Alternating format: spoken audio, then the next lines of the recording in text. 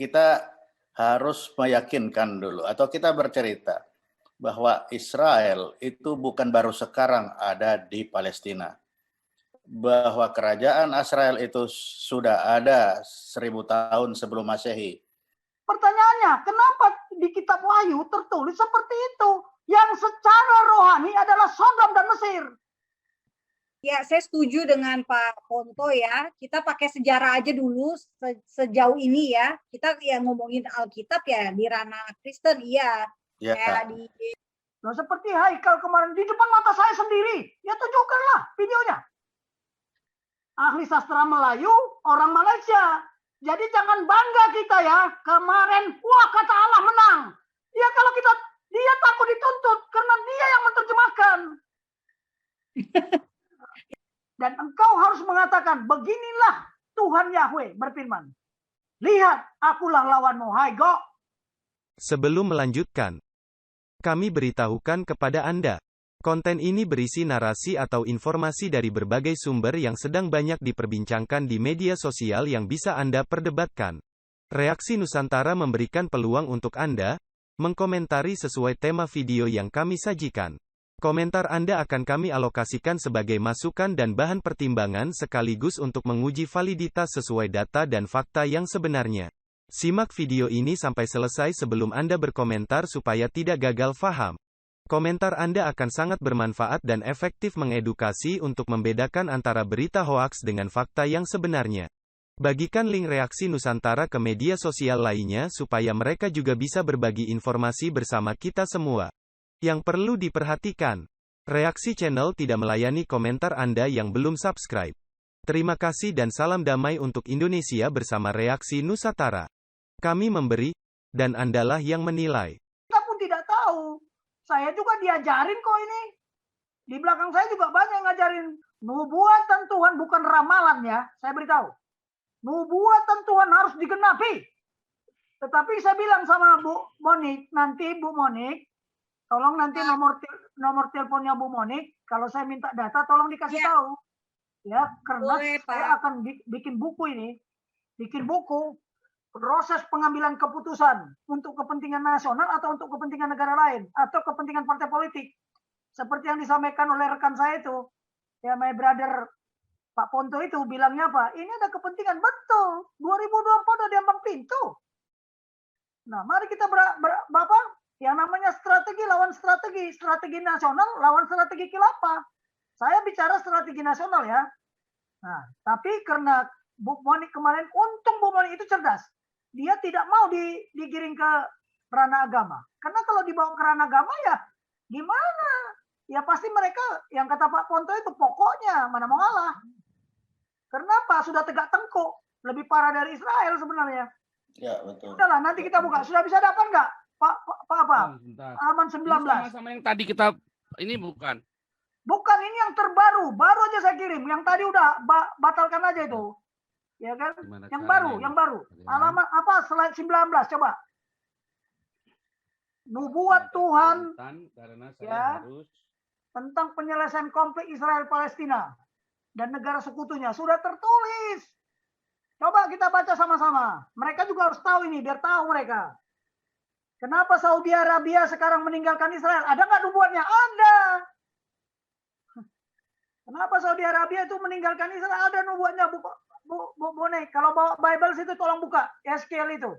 38. Saya juga nggak pintar-pintar amat lah masalah teologi. Tapi kita kan harus mencari. Apakah, kenapa Tuhan bilang Alfa dan Omega? Yang awal dan yang akhir. Ya, jadi sudah selesai nubuat Tuhan, tinggal digenapi aja. Orang Yerusalem, coba baca kitab Wahyu. Yerusalem itu secara spiritual disebut apa? Sodom dan Mesir. Apa artinya? Kata Tuhan. Buka aja di kitab Wahyu. Ya, Wahyu 11 ayat 8. Coba buka. Terjemahkan itu. Ya, terjemahkan itu Bu Monik. Wahyu 11 ayat 8. Coba. Itu apa maksud kata-kata itu? Udahlah, kita kaitkan. Sudah bisa nggak, Pak Paul? Udah bisa dibuka? Yang baru aja dikirim. Udah terkirim belum? Yang terbaru.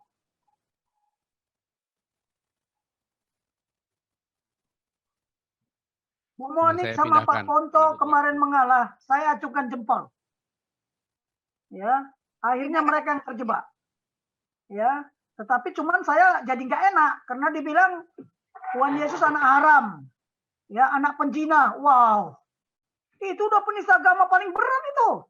Kalau Amerika tahu, Eropa tahu pun mungkin Haikal itu dibikin kayak mayor jenderalnya Iran itu. Mungkin lagi BO pun udah dihajar sama rudalnya itu. Hati-hati loh, rudalnya Amerika, rudalnya Israel itu following trend loh ya, mengikuti bentuk bumi. Dimanapun kita sembunyi nggak bisa. Ya. Udah bisa Pak Paul, udah dapat belum? Ya, saya share screen sekarang.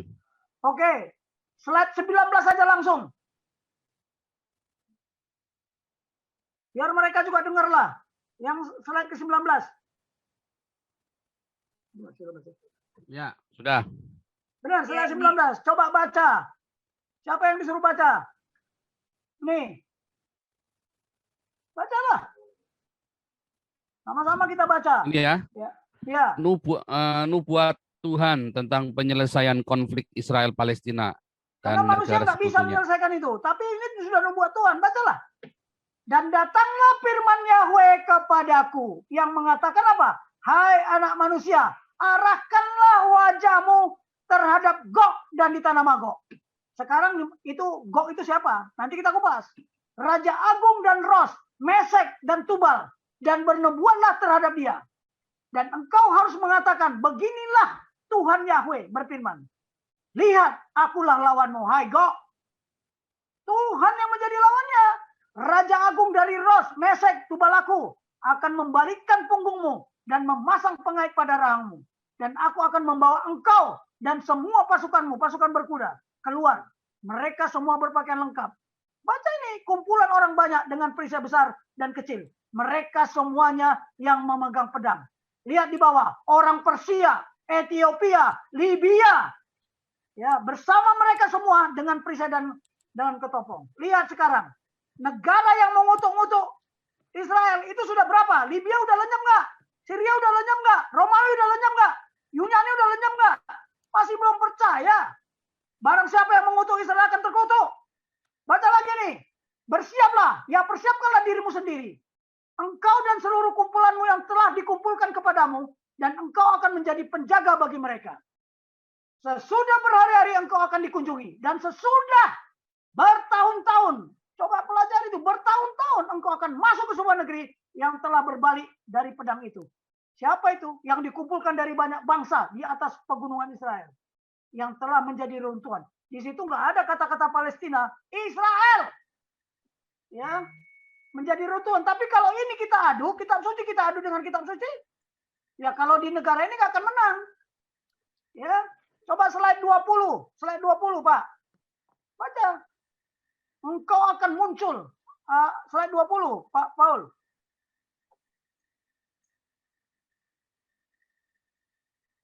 Halo? Apa? Rusak gitu punya. Ini slide 20-nya. Itu slide 19, Pak. Ini slide 20. Coba baca situ. Engkau akan muncul. Engkau akan datang seperti sebuah angin. Siapa yang engkau ini? Bukankah orang Israel? Beginilah Tuhan Yahweh berfirman. Akan terjadi pada hari itu perkataan-perkataan akan timbul dari dalam hatimu. Jadi jangan coba-coba. Apakah si Haikal ini pernah baca ini? Slide ini. Coba slide 21, Pak Paul. Slide 21. Nah, ini. Coba Gomer dan seluruh pasukannya. Siapa itu Gomer? Dan keluarga Togarma. Dari sebelah utara.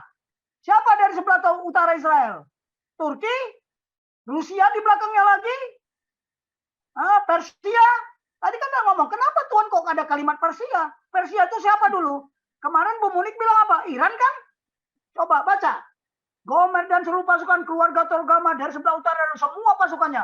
Banyak bangsa ada bersamamu. Coba cek itu. Nah, untuk jarahan dan menerkam bangsa. Untuk mengembalikan tanganmu ke atas reruntuhan yang didiami. Dan terhadap orang-orang yang dikumpulkan dari bangsa-bangsa yang mengusahakan kawanan ternak dan harta benda. Yang tinggal di tengah-tengah negeri. Seba dan Dedan dan pedagang barang semuanya singa mudanya akan berkata kepadamu, apakah engkau datang untuk menjara barang jaraan? Apakah engkau mengumpulkan sekutumu untuk merampas barang rampasan? Untuk mengangkut perak dan emas, untuk mengambil kawanan ternak dan harta benda, untuk menjara barang jarahan yang banyak. Coba ada slide 22. Coba slide 22. Poin slide 22. Lihat. Seba dan Dedan dan pedagang-pedagang Tarsis dan semua singa mudanya akan berkata kepadamu, apakah engkau datang untuk menjara barang-barang jarahan? Apakah engkau mengumpulkan sekutumu untuk merampas barang rampasan, untuk mengangkut perak dan merah, untuk mengambil kawan ternak dan harta benda, untuk menjara barang jarahan yang banyak? Catatan, ini menurut analisa ya, Gog itu Rusia. Mesek, Gomer, Tubal, Togarma itu Turki. Persia itu Iran. Kalau Libya kan sudah kacau balau itu, sama Ethiopia. Tetapi kan di sini kita pikir bahwa kemarin kenapa menurut Pak Ponto bahwa doktrin sekarang atau politik luar negeri, diplomasinya Israel, dia menggunakan partnership. Nah, kenapa Seba dan Dedan tidak masuk? Seba itu mana? Ya Saudi Arabia kan? Coba kita bahas ini dulu. Inilah nanti penyelesaiannya. Ya, kalau mau dilanjutkan lagi jelas. Saya nggak tahu kalau ini ada di kitab suci yang lain. Ya, saya nggak mau kupas-kupas kitab suci yang lain lah. Ini bukan kitab suci kok, ini konstitusi kerajaan Tuhan. Tuhan yang bilang kayak begini kok. Oke lah, inilah ya yang menjadi kita bahas ya Bu Monik. Tolong saya dibantu juga. Ya, saya kan iya siapa Gog itu? Ini kan baru perkiraan saya. Ya, tetapi ingat di Yesaya 49 itu sudah tertulis ya akan kuratakan jalanku. Ya, itu ya Yerusalem kan, ada dari utara, ada dari timur, ada dari barat, dan ada dari wilayah selatan. Coba lagi, ada di Babel, saya lupa ayatnya di mana. Lagi saya cari-cari. Hanya pasukan yang punya 200 juta yang bisa mengalahkan Israel. Tapi sementara sekarang yang punya 200 juta pasukan itu adalah China. Sekarang pertanyaannya, apakah China? Karena saya bilang, dari wilayah selatan, dari negeri Sinim, itu tertulis di saya, Sinim itu ternyata adalah China yang sekarang. Nah, apakah ini Gog, Magog, segala macam? Kalau kita jumlahkan, mereka sudah punya 200 juta nggak pasukannya? Yang begini-begini tolong, nggak akan mungkin yang terjadi di dunia ini, tidak dinubuatkan sama Tuhan. Tinggal menggenapi aja. Ya, ini yang mau saya sampaikan. Tadi buka Wahyu, Bu. Buka Wahyu 11 atau Wahyu berapa tadi? Wahyu 12 ya? Wahyu 11 coba. Ayat 8. Ayat 8 ya, saya bacakan ya. Ya, baca. Mayat mereka akan terletak di atas jalan raya kota besar yang secara rohani disebut Sodom dan Mesir, di mana juga Tuhan mereka disalibkan. Oke, itu sudah dirubah. Harusnya Tuhan kita. Kalau bahasa Inggris, our Lord. Mana ada Tuhan mereka disalibkan, Tuhan kita. Kalau bukan ya, bahasa Inggris, oke ya, Tuhan kita disalibkan. Sekarang pertanyaan saya, ya, kota besar itu apa? Bukankah Yerusalem? Bukankah Tuhan Yesus disalibkan di Bukit Golgota di Bukit Golgota, tapi di kota Yerusalem kan? Pertanyaannya, kenapa di kitab Wahyu tertulis seperti itu? Yang secara rohani adalah Sodom dan Mesir. Kok ribut-ribut masalah Yerusalem? Itu Wahyu Tuhan loh ya. Wahyu Tuhan Yesus kepada siapa? Yohanes. Satu-satunya murid yang tidak mati martir. Satu-satunya Tuhan yang menyaksikan di depan kayu salib. Tapi itu apa artinya? Itulah main-main mereka. Kalau udah nubuat yang begitu mau diapain? Mau bantah Tuhan? Bantah. Tapi itu persinya Tuhan kita, iman kita. Itu aja wahyu udah dirubah. Our Lord dirubah menjadi Dear Lord. Yang benar mana? Ya jelaslah Tuhan kita yang disalibkan. Mereka bilangnya Tuhan mereka. Nah, kenapa? Alkitab kita, mereka yang terjemahkan. Orang Pakistan, ahli sastra Melayu, orang Malaysia. Jadi jangan bangga kita ya. Kemarin, wah kata Allah menang. Ya kalau dia takut dituntut karena dia yang menerjemahkan.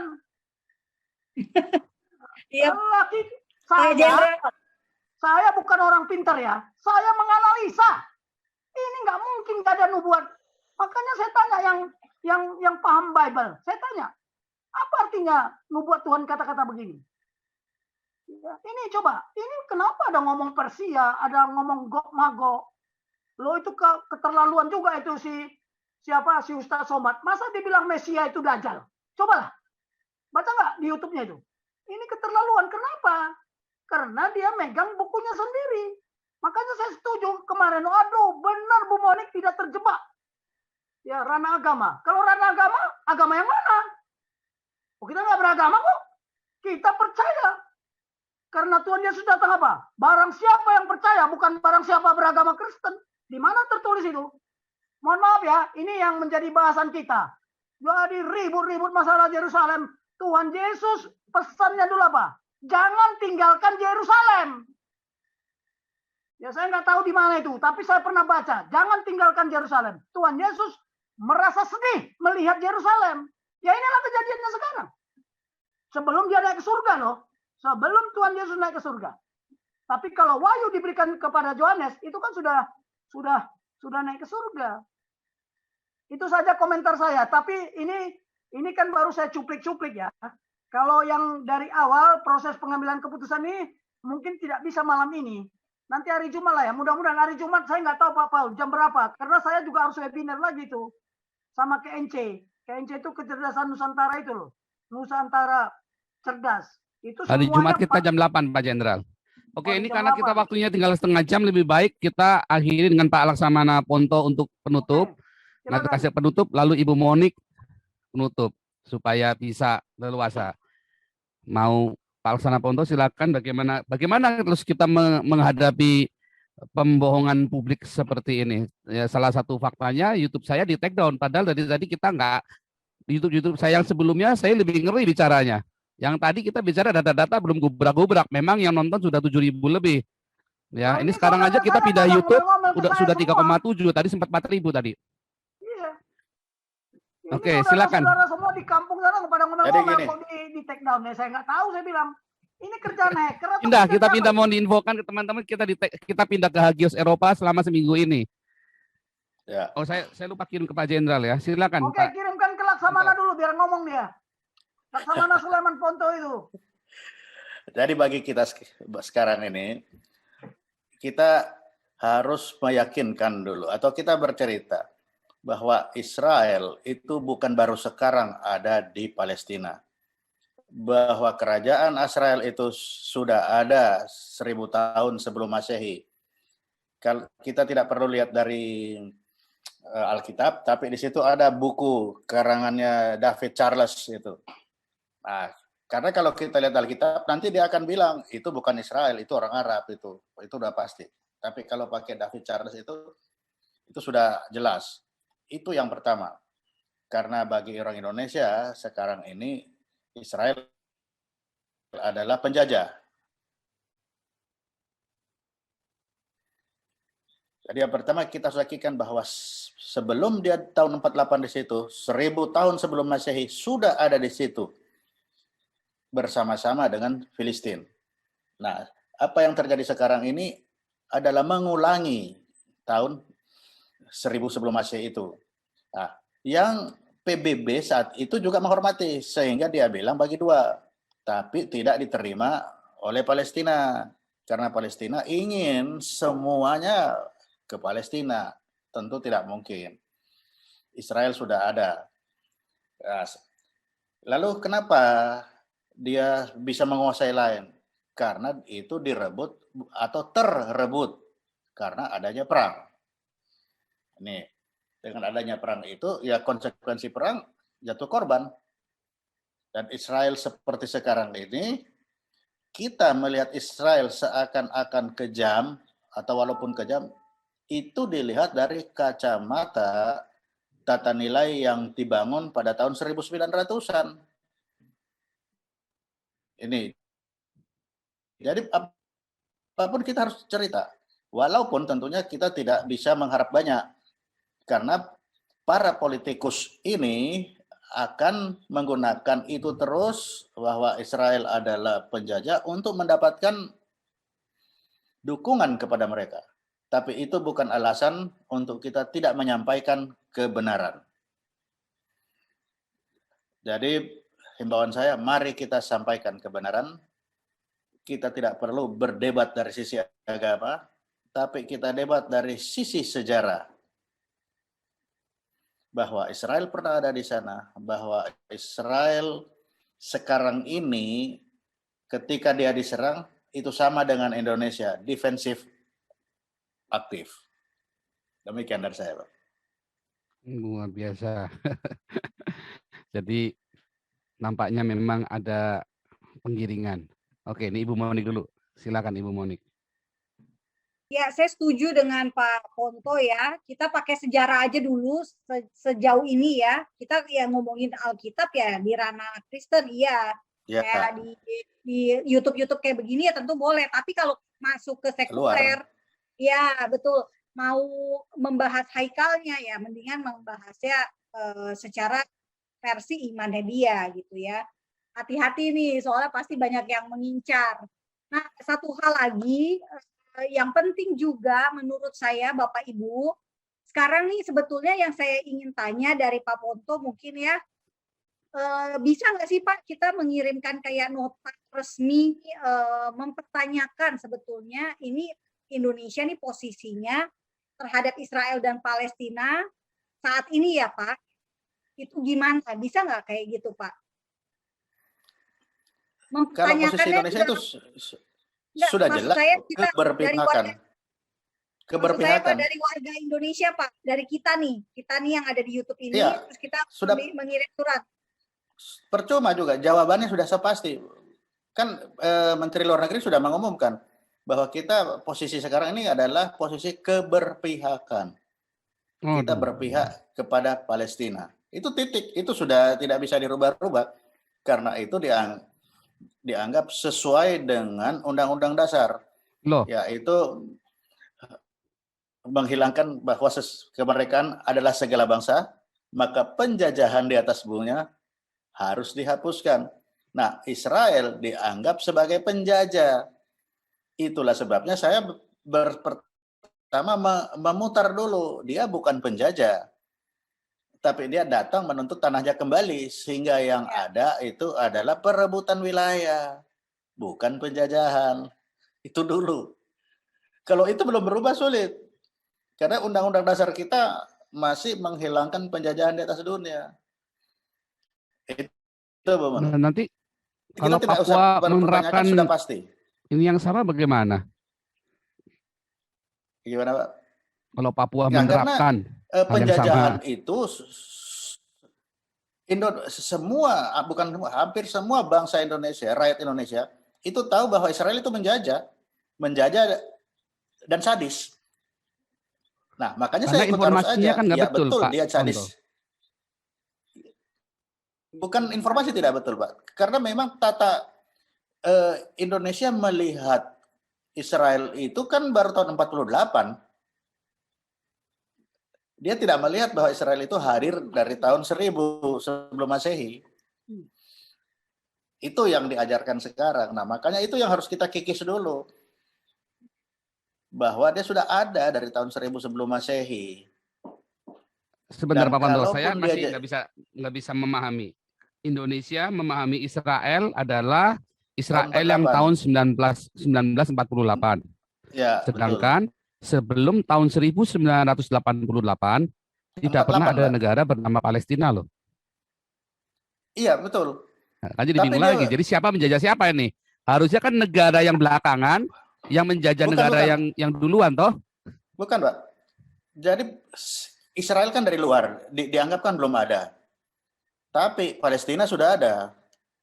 Sudah dianggap belum ada Pak negara Palestina saat itu, Pak. Memang bukan ada, tapi orang Palestina. Orang Palestina itu sudah dianggap sudah ada di situ. Jadi seperti orang Indonesia itu kan dibilang Belanda menjajah Indonesia, padahal Indonesia baru ada kan tahun 45. Nah, tapi sebelumnya kan sudah ada orang-orang yang tinggal di pulau-pulau itu. Nah, orang Palestina dianggap sudah tinggal terlebih dahulu di wilayah itu, wilayah Palestina. Sehingga kedatangannya Israel membuat negara itu dianggap menjajah. Itu. Jadi kalau kita Padahal lihat kalau dari riwayatnya sejarah kan Aliyah tidak. itu, Pak, sejak zaman Ottoman Turki sendiri pun orang Israel diusir loh, Itu Pak. Setiap tidak kali orang dianggap. Yahudi datang dari zaman Perang Salib diusir, zaman Ottoman Turki diusir, tahun 1900-an pun diusir, Betul. sampai perjanjian Balfour itu terjadi, mereka mau masuk pun ditabrak sama kapal Inggris. Tidak tahu. Ya, Artinya nggak mau tahu itu dong Pak dianggap Indonesia ini, Pak. Bukan tidak tahu, bahwa Pak. tetap Karena informasi ini itu udah tidak begitu mau tahu dia. Betul. tidak mau tahu. Nah, kemarin saya tanya sama Itu yang Ibu saya bilang. Koni ya, sama Dokter Koni Rahakundini Ya, kan. Mengapa Indonesia begitu ngotot membela Palestina? Dasar apa? Ada dasar apa? Kalau bilang dasar pengakuan kemerdekaan, jelas bukan kan? Karena yang mengakui pertama kali adalah Mesir, bukan Palestina. Iya, Dan Mesir Palestina saat sebenarnya. itu tidak ada peranan apa-apa untuk bisa mengakui Indonesia, nggak ada kekuatan apa-apa. Negara juga bukan, organisasi juga bukan. Itu yang dicekoki kan, dan yang diterima, itu yang harus kita lawan. Itu yang diterima oleh Cara rakyat banyak. lawannya gimana, Pak? Cara lawannya? Cara lawannya seperti kita sekarang ini. Seperti yang saya bilang, kita bikin tulisan bahwa kalau kita ikut arus. Kalau tahun 48 PBB saat itu kan dibilang adalah partisi, kan? Pemisahan. Ya kan? Artinya apa? Bukan di sana bukan ada yang menjajah, tapi membagi wilayah. Nah, ini yang harus kita publikasikan dulu, bahwa itu Israel punya hak yang sama di sana, bukan tidak berhak. Kita di sini bahwa Irhak tidak punya hak, dia menjajah. Nah, terus yang kedua, kalau Israel sudah di sana, kemudian dia mendapat lagi wilayah baru, ya karena bukan mendapatkan karena dia ekspansi. Nah, kenapa dia perang seperti itu? Karena perang yang dia pernah alami sebelumnya sama seperti itu. Saya malam itu kan bilang, the winner take it all. Ya, itu Nah, saya itu. setuju. Orang buang dadu di meja, ya the winner takes all. The winner takes all. Nah, kita tidak bisa terima. Nilai-nilai itu tidak bisa diterima sekarang. Nilai baru. Nah, Palestina menjual nilai baru ini. Jadi mereka playing victim. Nah, Itu. Sedangkan Israel tidak mau kelihatan bahwa dia punya victim. Padahal victimnya pasti sama. Ada juga. Tapi dia tidak mau terlihat bahwa saya juga punya victim. Disembunyikan sama dia. Tapi keuntungan Indonesia apa Pak dengan membela Palestina, Pak? Menurut Pak Ponto sendiri? Indonesia tidak untung. Yang untung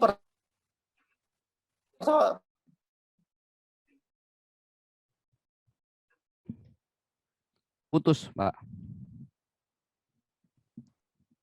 Pak Paulus, saya tambahin. Ya, ini menarik di Pak Jenda. Mungkin Pak Jenda juga bisa. Untungnya apa Pak Indonesia membela Palestina? Yang nggak ada. Oh, perorangan. Oh, jadi golongan tertentu ya. Jadi 2024 lagi dong ini ceritanya. Jadi begini, ini kan, maaf dulu bro, sebentar. Ini kan pertarungan antara ideologi khilafah sama ideologi Pancasila. Nah, ditambah lagi, kemarin kan sudah saya katakan, piagam OKI 72, 50 negara Muslim, solidaritas Muslim, ya kan? Kemudian harus mewujudkan Palestina yang merdeka, membangun. Ya untungnya nggak ada. Bagi kita ya, kalau bagi mereka ada untungnya.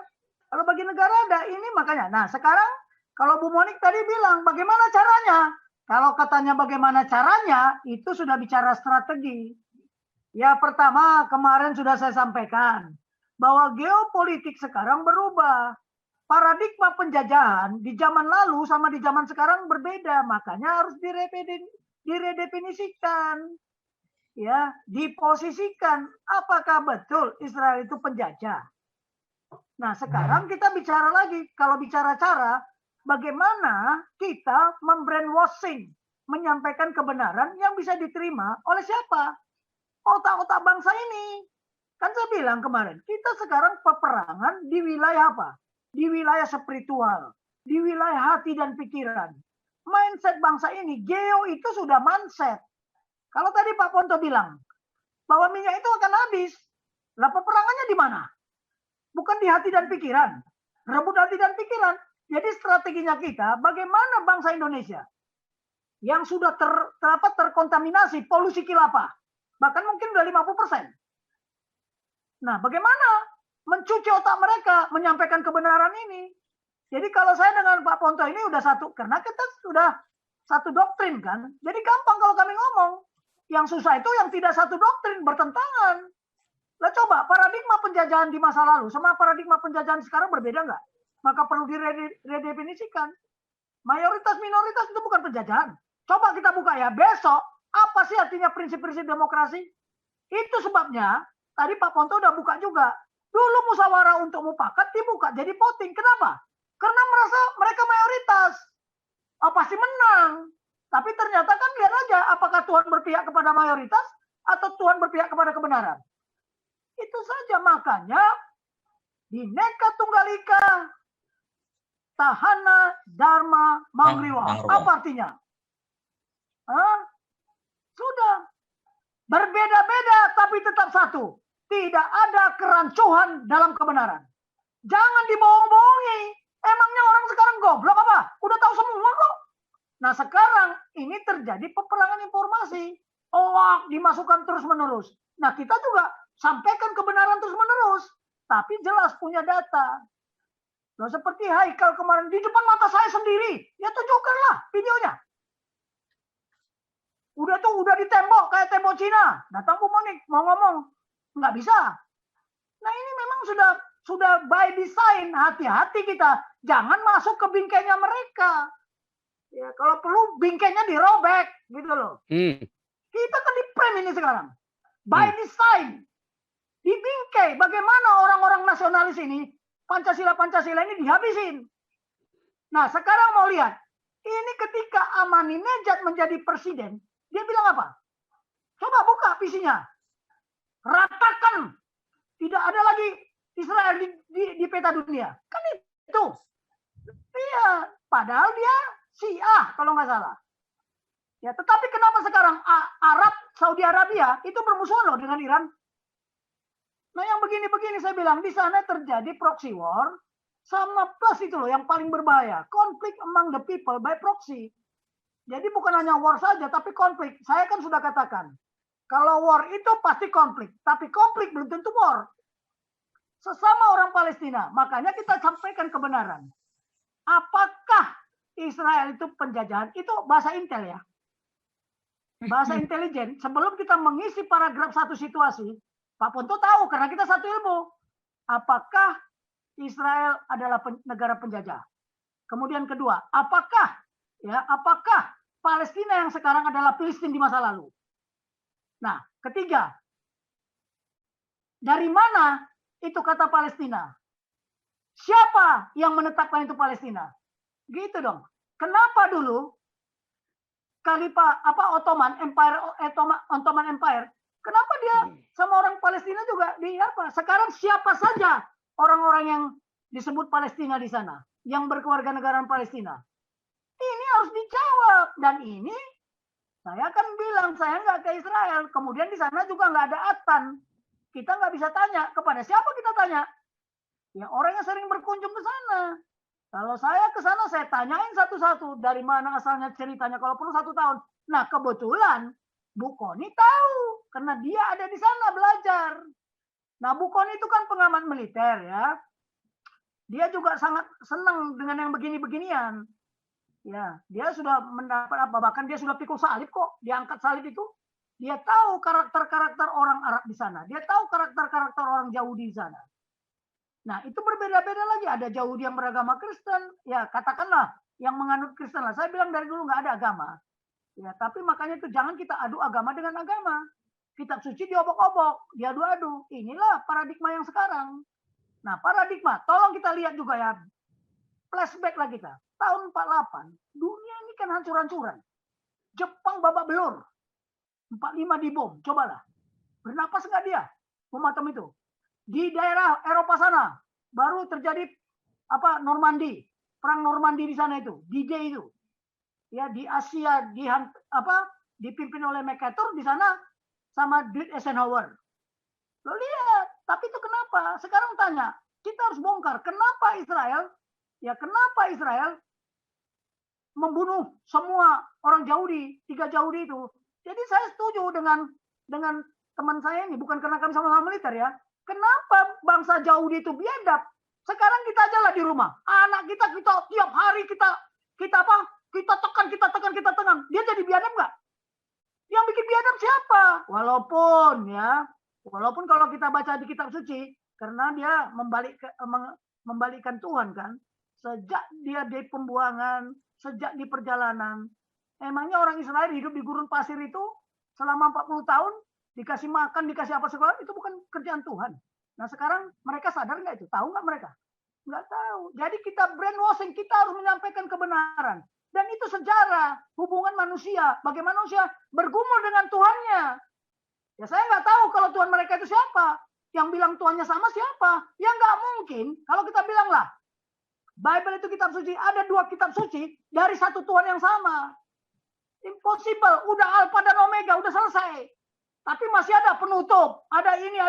Saya nggak mau dengar itu. Saya punya iman cuma satu, percaya kepada Injil itu. Karena Tuhan yang bilang apa? Tidak ada Injil lain di kolong langit ini. Malaikat, rasul sekalipun memberitakan Injil yang lain apa? Terkutuk. Siapa yang bisa mengutuk orang? Tuhan. Kutuklah saya, Pak Paul. Bilang ini, Tobing, kau jadi monyet. Bisa nggak? Nggak bisa. Siapa bilang kita mengutuk Israel? Boleh nggak kita mengutuk Israel? Apa hak kita sebagai manusia? Sebagai negara mengutuk mereka? Definisinya dulu dong. Yang berhak mengutuk itu cuma Tuhan. Kalau nggak suka sama Israel, jangan bilang mengutuk. Tuhan yang bilang, hati-hati. Siapa yang mengutuk Israel akan terkutuk. Buktinya ada nggak? Ya buktikanlah. Romawi habis nggak? Habis. Yunani habis nggak? Libya habis nggak? Syria habis nggak? Irak habis nggak? Itu yang mengutuk-ngutuk itu. Itu fakta dan tidak bisa dibantah. Maaf aja. Jadi gitu aja bro. Paradigma penjajahan di tahun 48, ketika itu perang dunia di mana-mana kan. Tapi adalah kita mikir, kita tahun 48 aja kita masih belum merdeka kok menurut Belanda. Hati-hati loh.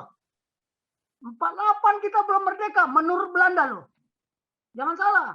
Irian juga belum kembali ke pangkuan Ibu Pertiwi. Jangan salah. Ya ini bangsa ini lupa sejarah. Ngomongnya ahli sejarah. Ndas Mukio. Ingat ya, kalau bom atom nggak jatuh di Hiroshima, nggak mungkin kita merdeka. Udahlah. Iya.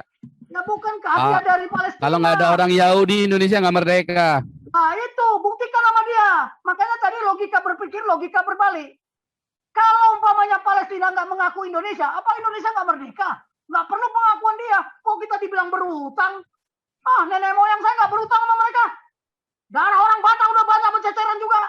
Ingat ya, orang Batak, coba cek. Raja Singamangaraja nggak pernah menyerah. Dan wilayah Batak sampai Belanda masuk, belum pernah dijajah. Buktinya apa? Tidak ada bangunan Belanda satupun di sana. Dan sampai hari ini, orang Batak nggak pintar bahasa Belanda. Beda dengan saudara saya di Manado. Pintar dia. Beda, jangan samakan. Ya, Bu Monik perlu juga dipelajari itu sejarah Batak. Singamangaraja tidak pernah menyatakan menyerah. Satu-satunya pahlawan. Mana buktinya kalau dia pernah menyerah?